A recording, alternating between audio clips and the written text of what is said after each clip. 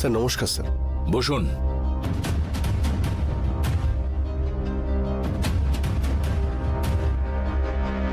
নমস্কার স্যার, আপনি কেমন আছেন? শিবানী ম্যাডাম, উনি কেমন আছেন?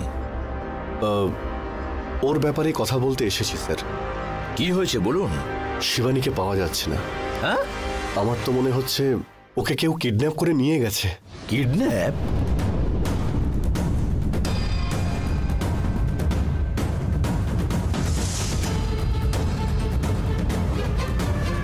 শিবানী ম্যাডাম কিডন্যাপ হয়ে গেছেন? কবে হয়েছে? কোন জায়গা থেকে কিডন্যাপ হয়েছে? সকালে ওনার সঙ্গেই মন্দিরে গিয়েছিল শিবানী। আমি আর দিদি মন্দিরে যাচ্ছিলাম। দিদি খুব দুঃখ করছিল, ও আর বাঁচতে চায় না এই কথাই বলছিল। আমার নিজের লোকেরা ঠকিয়েছে, জীবনে আমার একটুও শান্তি নেই বলে দুঃখ করছিল।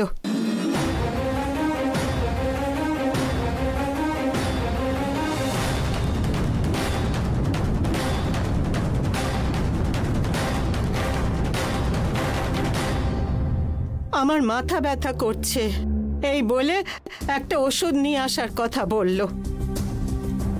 আমিও নেমে ওষুধের দোকান খুঁজছিলাম, তারপরে আমি ওষুধের নাম ভুলে গেলাম। ওষুধের নাম জিজ্ঞেস করার জন্য যখন দিদির কাছে ফিরে এলাম, তখন দেখলাম দিদিও নেই, গাড়িও নেই।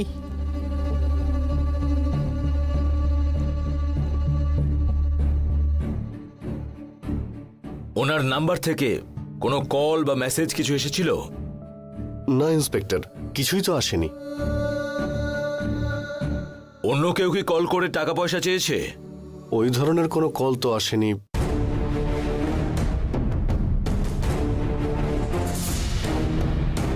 ওনার কি কোনো শত্রু আছে জানেন? আপনার কি কারোর ওপর সন্দেহ হচ্ছে? শত্রু তো অনেক আছে।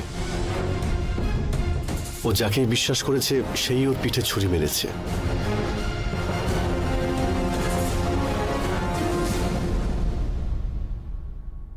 বলছি ইন্সপেক্টর, এক মিনিট দাঁড়ান।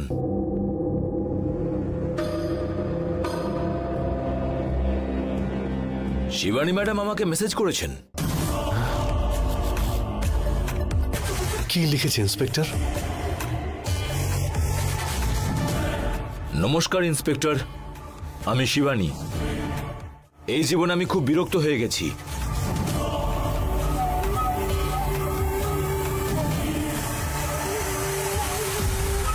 জীবনের প্রত্যেকটা মিনিট নরক হয়ে গেছে। সবকিছু থেকেও আমার কাছে আর কিছুই নেই মনে হচ্ছে। আমার বরের জ্বালাতন আমি আর সহ্য করতে পারছি না।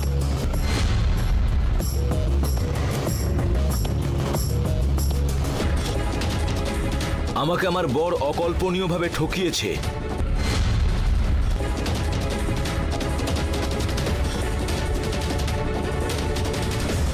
আমার জীবনটাকে একেবারে শেষ করে দিয়েছে ও।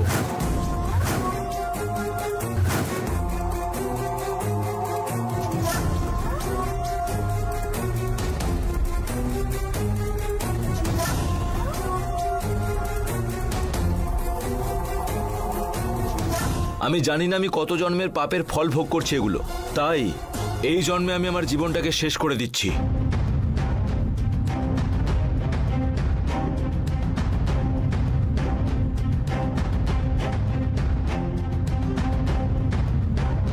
এই পাপ থেকে মুক্তি পেতে কাশীতে গিয়ে গঙ্গা নদীতে ডুবে আত্মহত্যা করার সিদ্ধান্ত নিয়েছি আমি।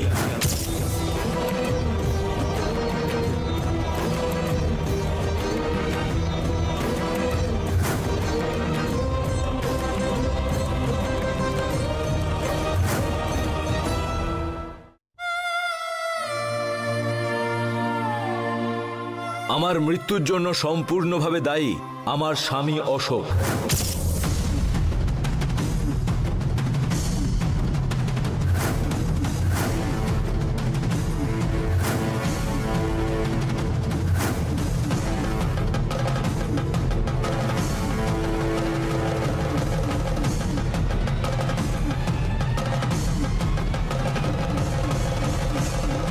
আমার মেয়ে দুর্গাকে যাতে আইনগতভাবে সম্পূর্ণভাবে সাহায্য করা হয় সেই অনুরোধ করছি।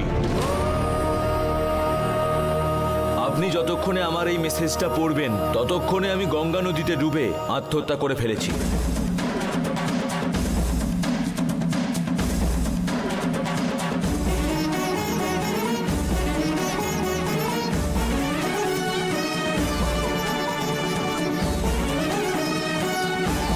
আমার স্বামী অশোক যাতে কঠোরতম শাস্তি পায় সেই অনুরোধ করছি আমি আপনার কাছে।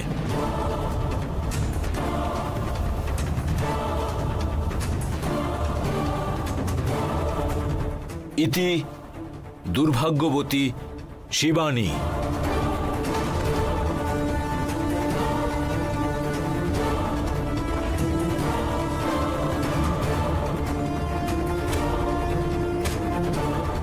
না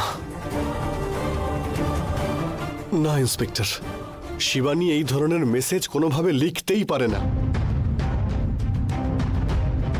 ওনার নাম্বার থেকে মেসেজ এসেছে মিস্টার অশোক। কমলা ম্যাডাম যা কিছু বলেছেন সেগুলো যদি ম্যাচ করে যায় তাহলে তো এই মেসেজের কথাগুলো সত্যি বলেই মনে হচ্ছে।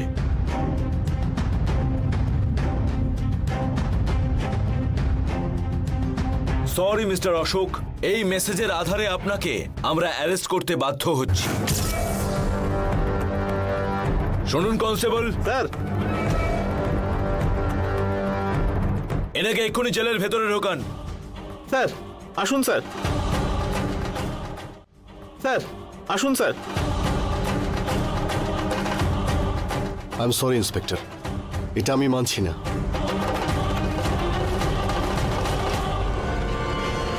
এইভাবে আপনি আমাকে অ্যারেস্ট করতে পারেন না। অশোক বাবু, একটু কোঅপারেট করুন। আপনার লয়ারকে কল করে কথা বলুন, আইনগতভাবে যা কিছু করার সেগুলো করুন। আপনি দিন, আপনার ফোনটা দিন। স্যার প্লিজ, ফোনটা দিন প্লিজ।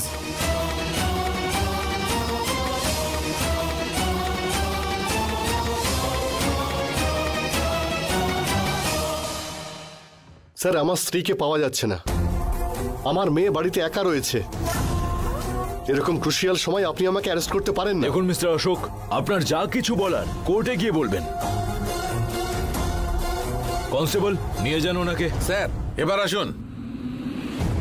স্যার স্যার সম্মানের সঙ্গে ডাকছি, চুপচাপ চলে আসুন।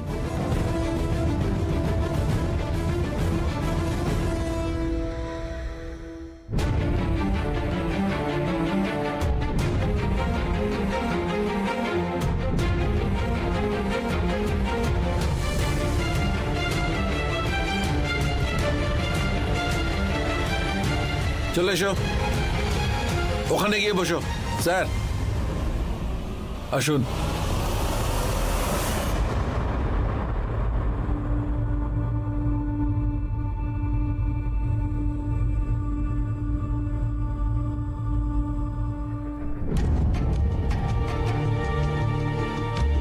স্যার, আমি কি করব? আপনি এখন নিশ্চিন্তে বাড়ি যান। এই মুহূর্তে শহরের বাইরে কোথাও যাবেন না আপনি। ঠিক আছে স্যার। দরকার পড়লে আপনাকে কিন্তু এখানে ডাকা হবে, বুঝলেন আপনি? হ্যাঁ স্যার। এখন আসুন।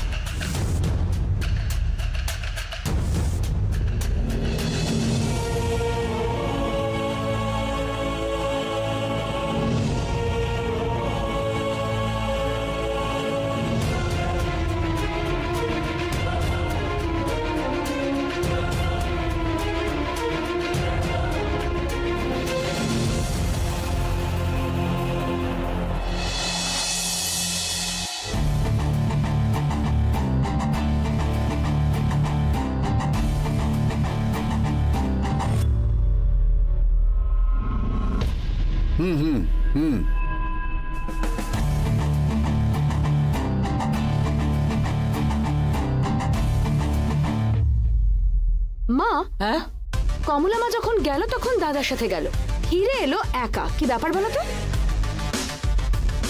হ্যাঁ, এটাই তো কমলার স্টাইল। শিবানীর সাথে বাইরে গেল, একা এলো। আর এখন অশোকের সাথে বাইরে গেল, আর তারপরও একা ফিরে এলো।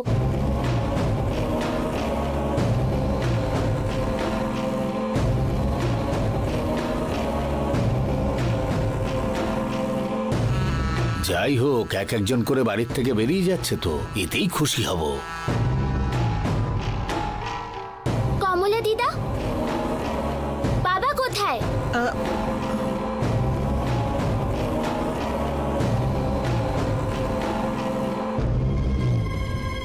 উনি থানায় আছেন।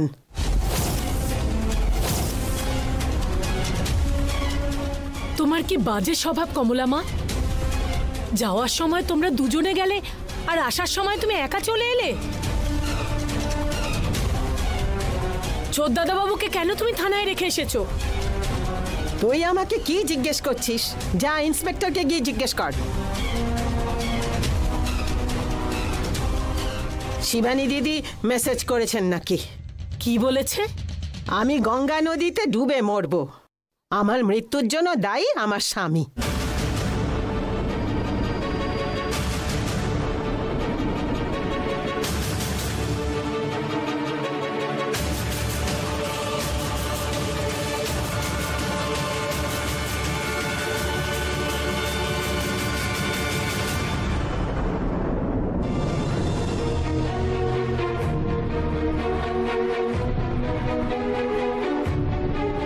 এই জন্য সাহেবকে অ্যারেস্ট করেছে।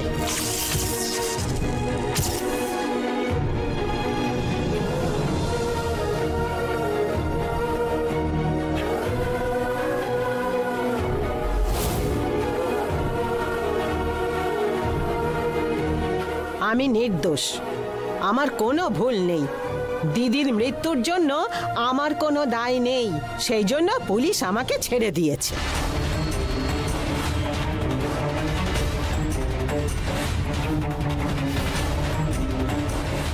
আর যে যেমন কাজ করবে তার ফল তো তাকে ভোগ করতেই হবে, তাতে আমি কি করব?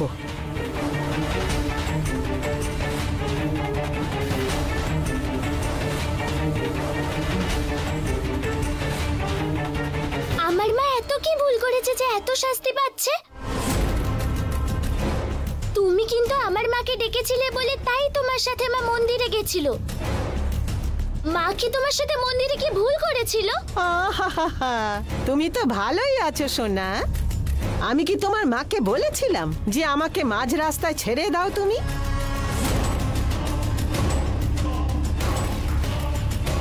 সাবাস কমলা মা।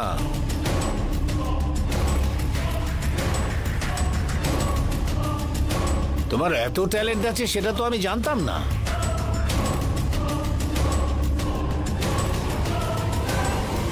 তোমার তো পুলিশকে বলা উচিত ছিল যে দিদির সঙ্গে ছোটদাদা বাবুর ঝগড়া হয়নি, ওরা দুজন মিলে একসঙ্গে ভালোই ছিল।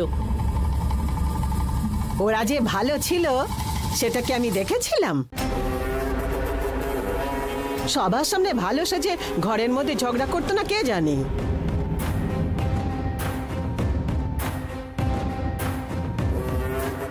তোর কি হয়েছে রে যে আমাকে এত উল্টো পাল্টা প্রশ্ন করছিস? ও হো, আমাকে খারাপ সাজিয়ে নিজে ভালো সাজছিস। আমাকে এখান থেকে বের করে দিয়ে তুই আমার জায়গাটা নিতে চাইছিস, তাই তো? আমার এই ধরনের কোনো ইচ্ছে নেই। তাহলে সব কিছুতে নাক গলাচ্ছিস কেন তুই? তুই নিজের কাজে মন দে গিয়ে। এরপর থেকে কারোর কিছু জিজ্ঞাসা থাকলে আমাকে জিজ্ঞাসা করবে না, সোজা থানায় গিয়ে জিজ্ঞেস করবে, আমার কাছে আসবে না।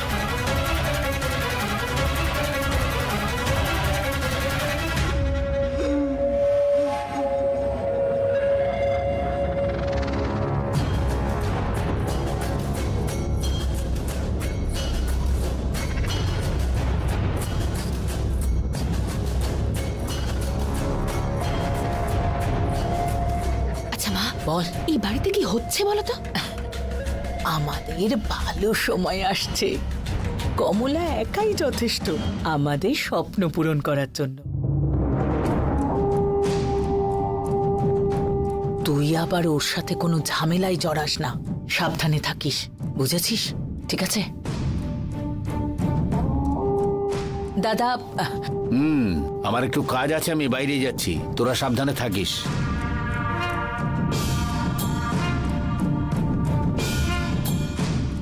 চল আমরাও যাই।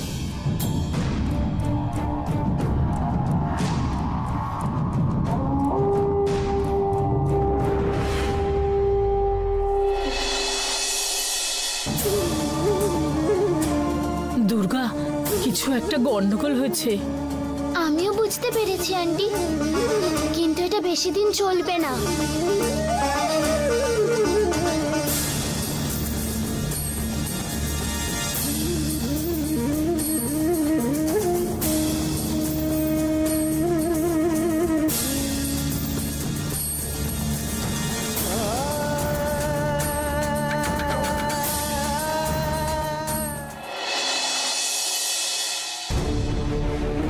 বস, এখানে একটা সাইন দরকার।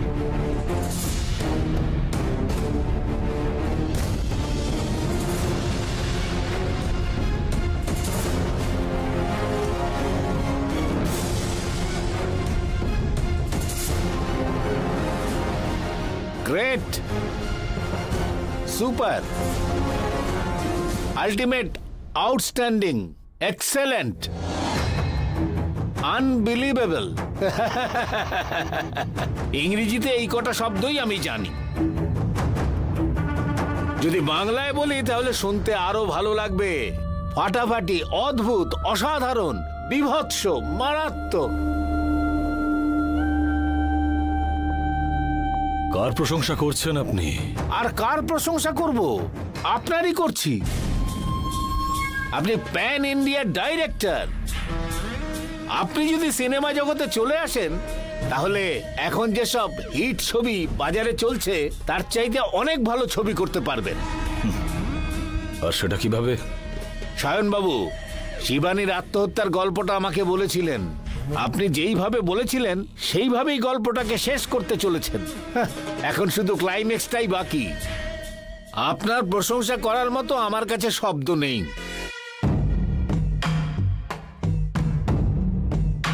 আপনি হলেন একেবারে সুপার।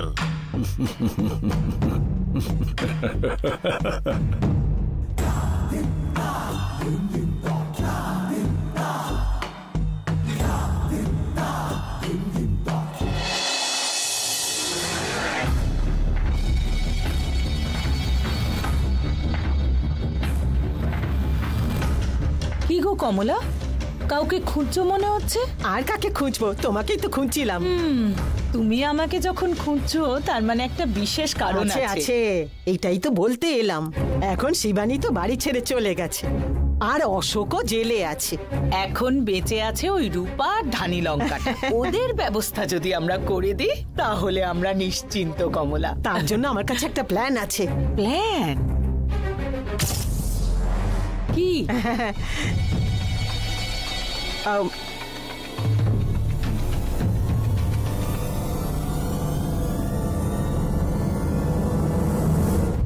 কেন ম্যাডাম এইসব বলছেন? শিবানী দিদি বাড়িতে নেই বলে এইভাবে কথা বলবেন? জঙ্গলে বাঘ না থাকলে কুকুর, বিড়াল, শিয়াল সবাই মিলে তাদের রাজত্ব দেখায়। দেখুন, আজ বা কাল শিবানীদি নিশ্চয়ই বাড়ি ফিরবেন। আমরা সবাই খুব ভালো থাকবো, এটা মনে রাখবেন। আর একটা কথা, শিবানীদির ব্যাপারে, অশোক স্যারের ব্যাপারে, দুর্গার ব্যাপারে যদি কিছু বলেন না, খুব খারাপ হয়ে যাবে। কিন্তু আমাকে জেলে পাঠাতে পারেন, কিন্তু আপনাকে আমি ছাড়বো না।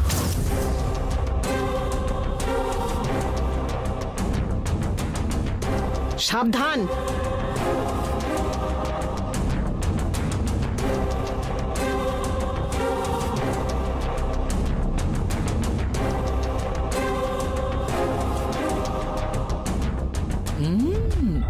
কমলা দেখছি ভালোই নাটক করতে পারে।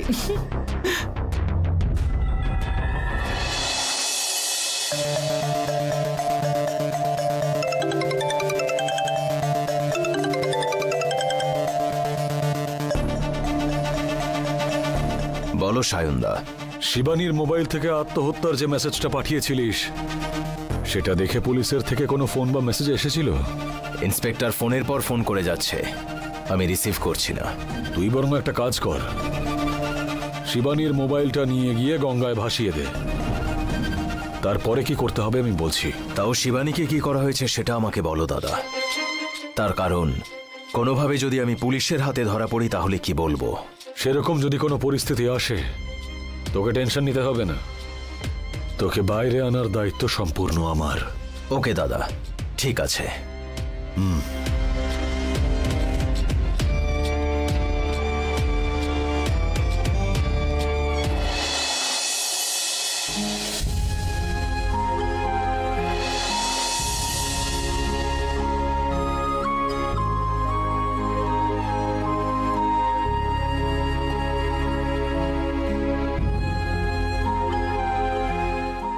ইন্সপেক্টর স্যার, আপনি কিন্তু আমাকে অনেকক্ষণ অ্যারেস্ট করে রেখেছেন।